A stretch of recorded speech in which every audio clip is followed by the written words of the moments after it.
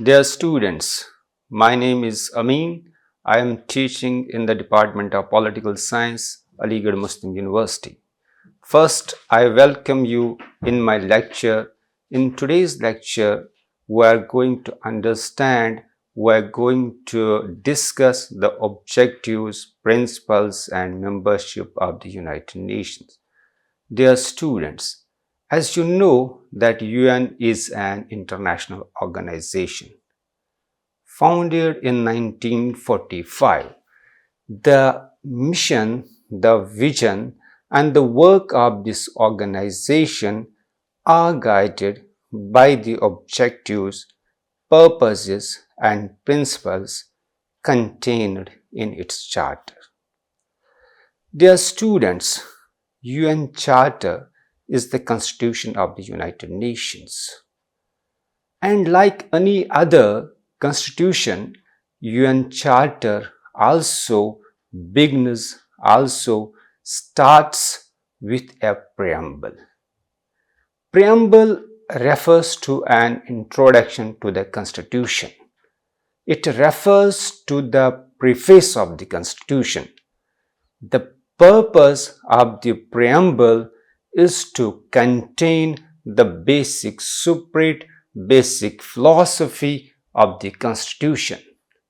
Therefore, the preamble of the UN Charter also enshrines the vision and the basic spirit of the United Nations.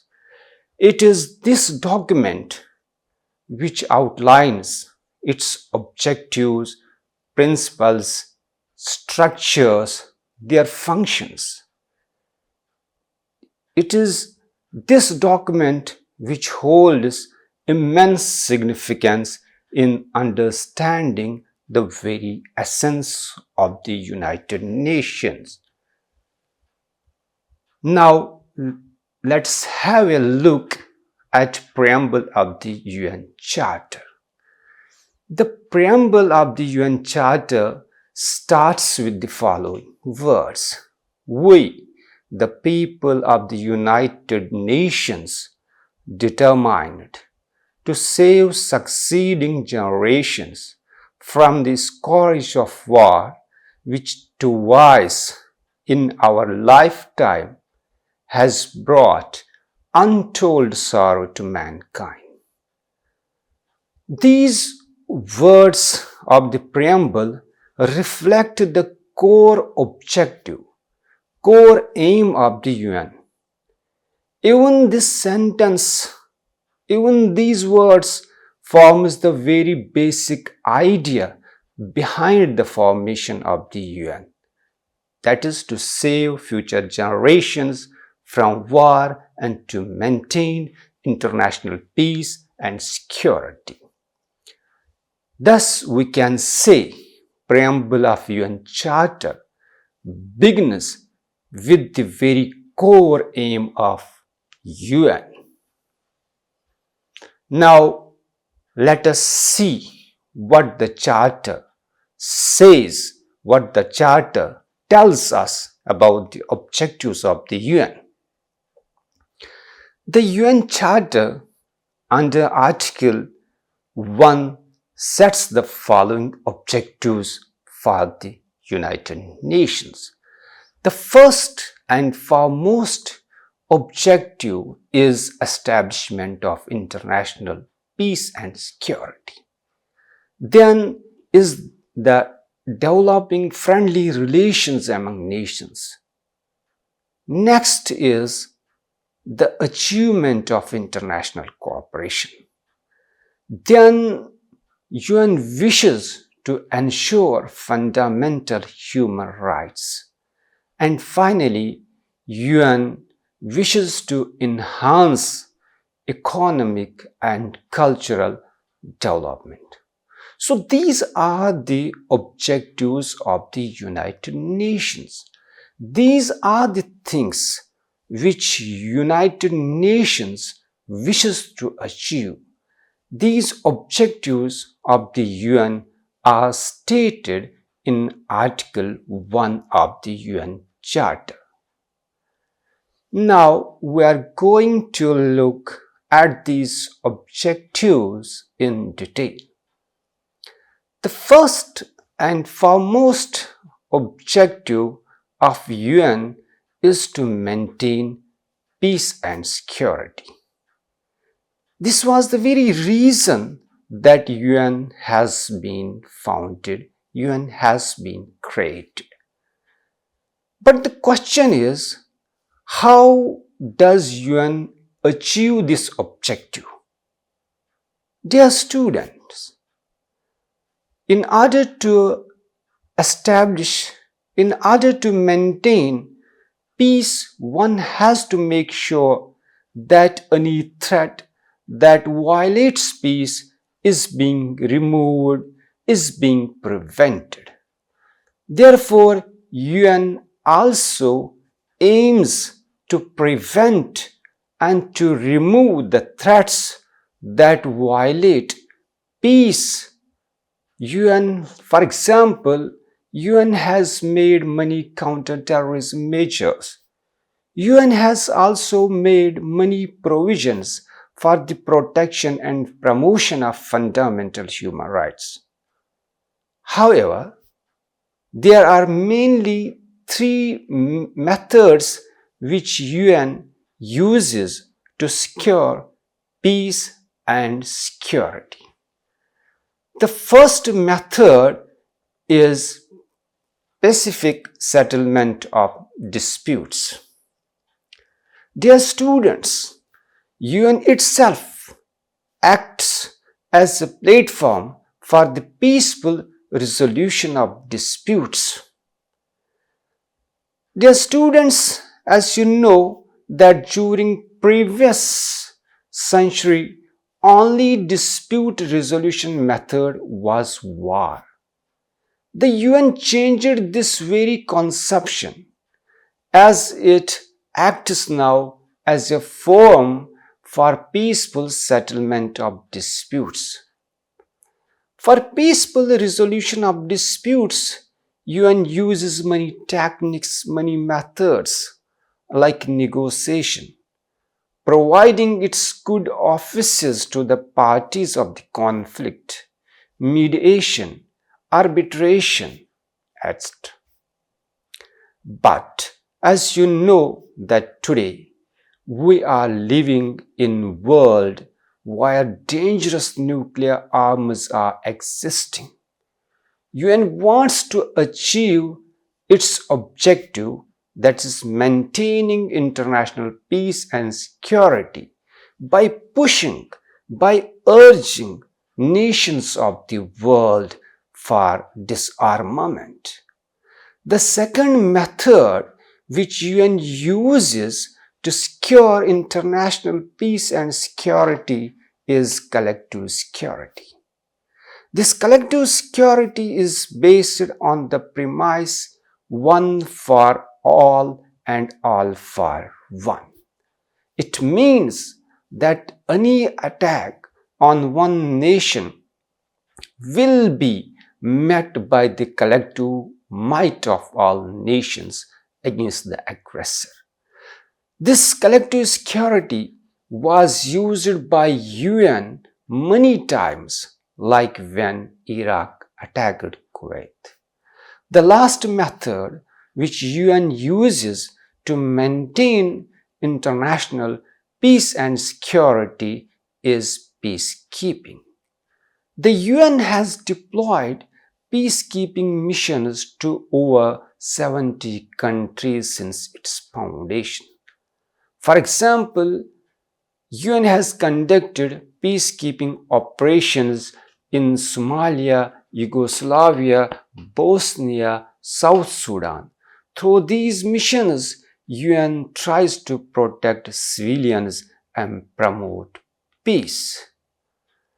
The next objective of UN is developing friendly relations among nations. The UN aims to develop friendly relations among nations because international peace and security could never be maintained if those who are responsible for it are fighting with each other, are fighting among themselves. UN aims to achieve development of friendly relations among nations on the basis of mutual respect towards each other and on the basis of non-interference in each other's affairs. Thus, UN teaches a good lesson to the nations regarding tolerance, regarding peaceful coexistence, which are imperative for peaceful world, where nations could not take up arms and declare war against another nation. Dear students, so in simple terms, UN wants to create a peaceful world where all nations are living together. The third objective of United Nations is international cooperation. Simply developing friendly relations among nations are not enough. There needs to be international cooperation. The UN needs to unite all nations and make them to work together for the maintenance of peace and security. It is the core aim of the UN. UN wants to achieve this international cooperation through dialogue, through interaction among nation states. Therefore, UN wishes to act as a world platform for international interactions. Dear students, this international cooperation aims to solve international economic problems, social issues, cultural threats, and humanitarian crises. As I told you, UN wants to be global forum to resolve such global problems. Dear students, now the question is how UN can on its own can solve so many global problems. To address this issue, UN has adopted specialized agencies. These specialized agencies are like independent organizations which are associated with the United Nations, each having its own specialized function like UNICEF, UNESCO, WHO. For example, WHO, World Health Organization, acts as a global health platform for global public health. Another important objective of United Nations is ensuring fundamental human rights. Dear students, human rights refer to those rights which should be available to all human beings just for the reason that they are human beings without any discrimination. Now the question is that why UN has adopted human rights as its objective. The reason is that the Second World War, as you know, has brought to light the horror of the fact that fundamental rights are not universally respected. The Holocaust, which marked death of millions, left the world in shock. Therefore, After the World War II, the world came together to create an organization which can act as a forum for the maintenance of fundamental human rights. Thus, we can say that the genocide committed by the Nazi regime forms the very background for making human rights as one of the core objectives of UN. United Nations, as you know, has played an important role in the globalization of the idea of human rights.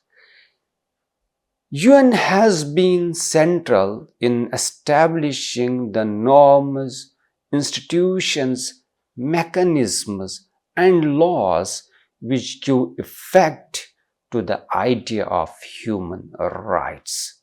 For example, United Nations has adopted Universal Declaration on Human Rights. This document has created a framework for the contemporary human rights in the world. The next objective of United Nations is promoting economic and cultural development. Dear students, you knew it very well that peace is not possible without development. Therefore, UN set for itself not only the maintaining of peace and security and cooperation among nations, but also economic development as its objective. Another reason was, as you know, that the world has witnessed the worst ever economic depression during 1930s. Therefore, to prevent economic depression in future, UN sets economic development for all as its objective. Thus, we can say that UN wants to create an environment where all people can meet their needs. It wants to remove poverty from the world. UN not only promotes economic development but also cultural development by recognizing the value of cultural diversity. Thus, UN respects cultural diversity, supporting people, communities to express their cultural identities freely. Thus, UN's commitment is to create a world where everyone has the opportunity to live both economically and culturally. Now we are going to have a look at the principles of the UN. As per the Article 2 of the UN Charter, the United Nations and its members, in pursuit of the above mentioned objectives, shall act in accordance with the following principles. The first principle is sovereign equality of all members. It is the first principle of UN. It means that each member nation, regardless of size, power, wealth, holds equal rights and obligations within the UN. Thus, all nations are equal before UN, and every nation has sovereign authority over its domestic affairs.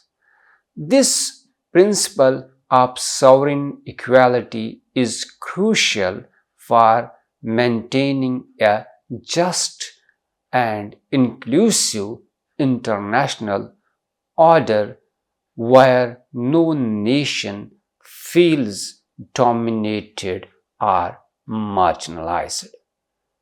The second principle is peaceful settlement of disputes.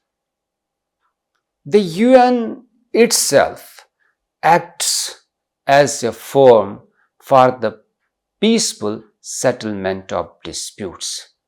Member states are supposed to resolve their conflicts through peaceful means, like by using diplomacy, negotiation, and mediation. This principle aims to prevent armed conflict and promote dialogue and understanding between and among nations. Dear students, the third principle of UN is ensuring non-members act in accordance to the principles. As you know, at the time of formation of UN, only 51 nations joined it. The non-member states were expected to act according to the principles laid down in UN Charter. If these nations did not join UN, they should not do anything. They should not do something which violates the principles of UN, which are the basis of the new world order created by United Nations. The next principle is non-use of force. Dear students, UN expects that member states should always keep in mind to avoid any form of violence, any form of force. Thus, member states were prohibited from using force against another state's territorial integrity or political independence. This principle is a cornerstone of international peace and security, aimed to prevent aggression and protect nations from military threats. The next principle is respect to UN Charter. UN Charter is the spirit of UN. Therefore, all nations must respect the UN Charter. The next principle of UN is assistance to the UN. As you know, United Nations is the global forum. Therefore, all states should help UN in its functions, in its actions under the UN Charter. And states should refrain from helping states against whom the UN takes any action. The last principle of United Nations is practice of non-interference. Dear students, UN is a global organization. UN is not a global government. UN is not a global governance organization. Therefore, even though member states are following the principles of the UN, they have their own domestic jurisdiction, they have their own affairs, and according to the UN Charter, UN should not interfere into the domestic affairs of the member states, and UN should practice the policy of non-interference. This policy of non-interference is also applicable to the member states as well, so that they do not interfere in the internal affairs of the other states. Dear students, these are the principles according to which UN functions. Now, we are going to discuss very briefly UN membership. The UN membership is outlined in chapter 2 of the UN Charter, with specific articles which define eligibility for UN membership, process of admission to the United Nations, and suspension and expulsion of the UN members. There are broadly 3 articles. Article 3 says that there are 2 types of members in UN. Those who participated in the San Francisco Conference of 1945, they are known as original members. They are 51 in number. Second category of members is those members who joined the UN subsequently. Article 4 states the criteria for new member states. This Article 4 sets 3 conditions for the membership of the UN. The first condition is that the state, that the nation which wants to be the member of the United Nations should be peace-loving. Second condition is acceptance of the Charter obligations. And the third condition is ability and willingness to fulfill the obligations of the UN Charter. This Article 4 also deals with admission process of new members. It says that any state which desires to become a member of UN, its admission for UN membership must be recommended by the UN Security Council and approved by the General Assembly. Article 5 deals with the suspension of the UN membership. This Article 5 gives power to the General Assembly to suspend a member state's membership if that member fails to fulfill its financial obligations. The UN General Assembly can suspend any member state from the membership of the UN only on the recommendation of the UN Security Council.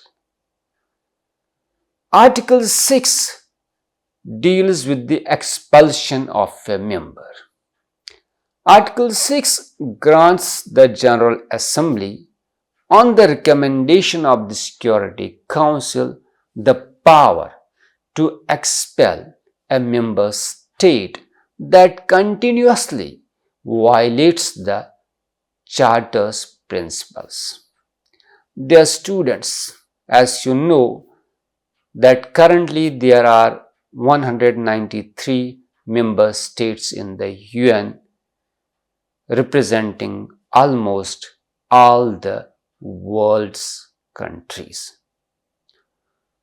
So, dear students, in this lesson, we saw the core aim of the United Nations, the various objectives laid down by the UN Charter, and also the various principles which UN needs to establish, which UN needs to ensure and achieve its objectives.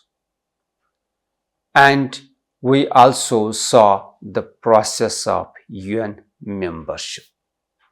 In the next lesson, we will learn about the structural organization of the United Nations. Thank you.